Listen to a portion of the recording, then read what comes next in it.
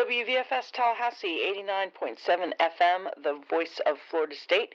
We are a non-commercial, educational, public radio station with 7,000 watts of power and are on air 24 hours a day, 365 days a year.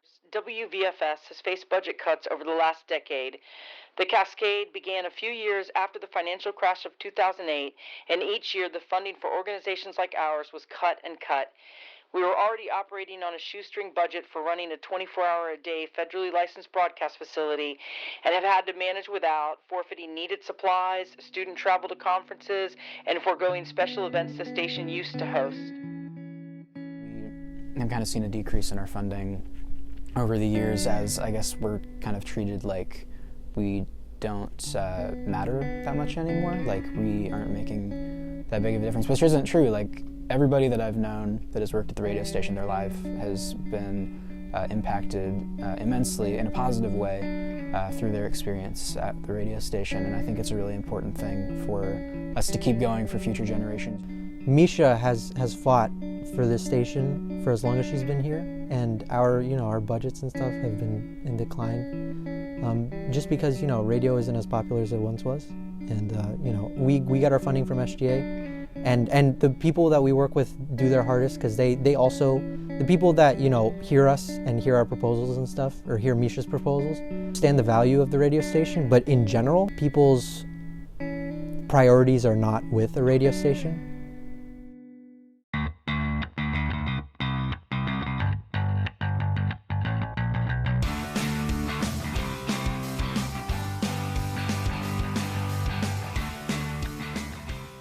So as the PR director, I'm kind of in charge of our social medias and how the radio station looks from an outside perspective.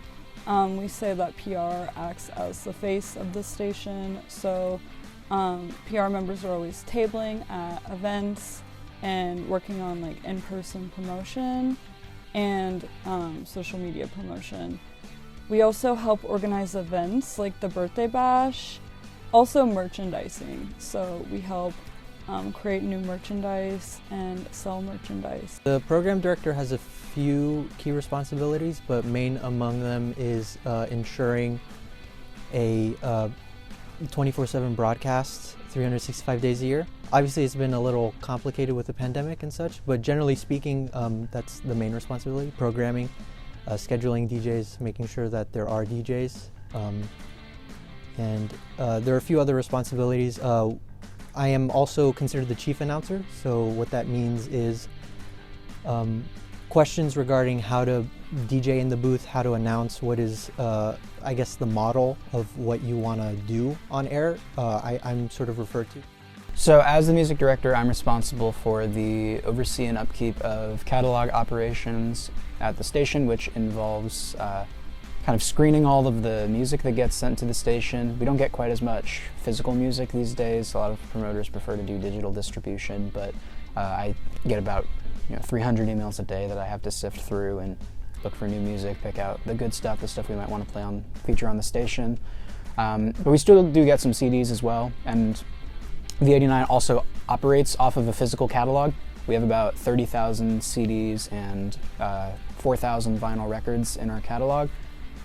And it's my job to make sure that if they're missing or damaged, they don't stay on the shelf. I'm also responsible for burning all of that digital music that we get sent to CDRs so that we can play it on our CD decks, which is kind of our primary, our preferred mode of broadcast. I mean, it was my first semester here. I was like, all right, I'll do the radio. And I was shocked at, I wasn't shocked, shocked is the wrong word, but it was not what I was expecting. I realized pretty quickly that, oh, this is the alternative crowd. This is like the people into music and not, this isn't like NPR, I started it with my friend.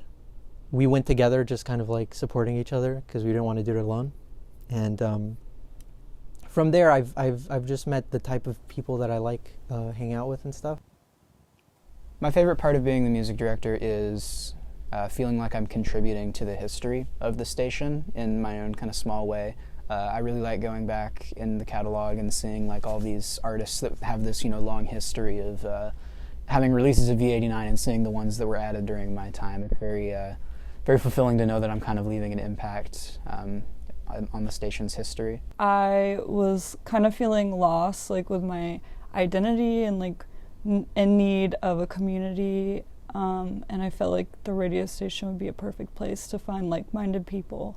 My favorite part about working for the radio station is just the sense of community and belongingness that it provides. Also, I love announcing, like as a DJ, it's really cool to kind of play music on air that you wouldn't normally hear on the radio, and I love that about it. It's surreal. As we shift towards like the internet and like streaming and everything's kind of going more computerized in that sense, I kind of understand why people would like shift away from radio, but I think that we kind of just need to like move with that shift. We also have a live streaming service, so I know maybe not everybody has a vehicle, maybe not everybody's listening to radio in their car, so that's also a nice aspect. I mean, the Discover Weekly on Spotify is pretty powerful, and for most people powerful enough. With WVFS, you get this element of human selection that you don't get with a Spotify algorithm. You have someone going back there and looking at the CDs and thinking, like, this is what me, the person, this is what I find interesting, this is what I want to share with you. And I think there's something really special about that, the Spotify algorithm, knows you very well just based on your listening history, but it doesn't, care, I guess. There's not that sense of purpose.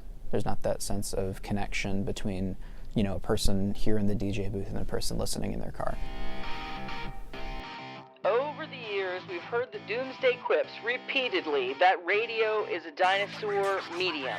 But the reality is, according to Nielsen Media, over 90% of the population still listens to radio every week.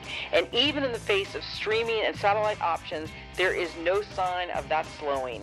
Radio is free. Radio is portable. Radio is popular. Radio is adaptable. People can listen to V89 from anywhere around the globe right now simply by clicking into wvfs.fsu.edu. Radio is not going anywhere, and neither are we.